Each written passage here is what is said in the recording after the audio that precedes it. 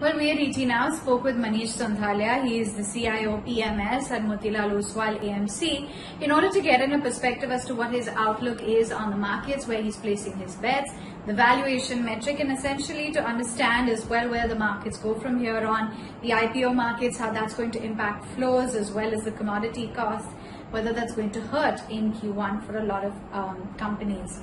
Well, here's what he had to say. He believes that there's a lot of interest in the markets now with new age internet companies being listed. You've got the likes of Zomato, Policy Bazaar, Nazara Tech as well, that has just recently been listed. So that he thinks that new age internet companies are certainly going to have a place in the Indian markets. He's also of the view that they have very strong scalable models going forward and scalable businesses for the long term.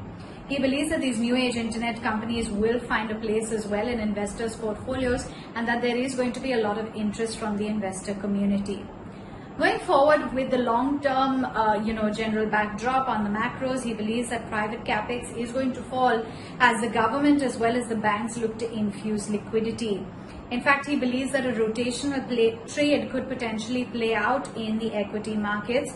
And in terms of sectors, what could look attractive with this rotational trade playing out would be the consumers space as a whole. In fact, he believes that the consumer plays look very attractive.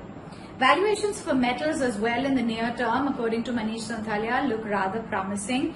In fact, he believes that the recent news, remember that we've heard with respect to Tata Motors, the fact that there has been that chip shortage supply, which has really weighed down on the company's long-term prospects. He believes that the Tata Motors chip shortage has definitely triggered the slump, as well as the spike in yields.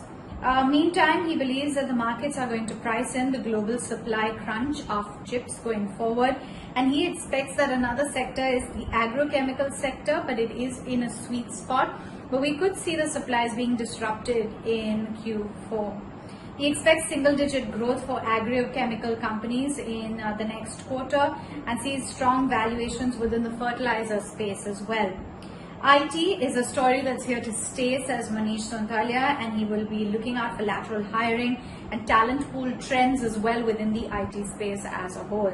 He believes that the bright growth outlook for the pharma sector as well continues, and along with IT, so essentially just looking at that entire defensive play really playing out in the long term.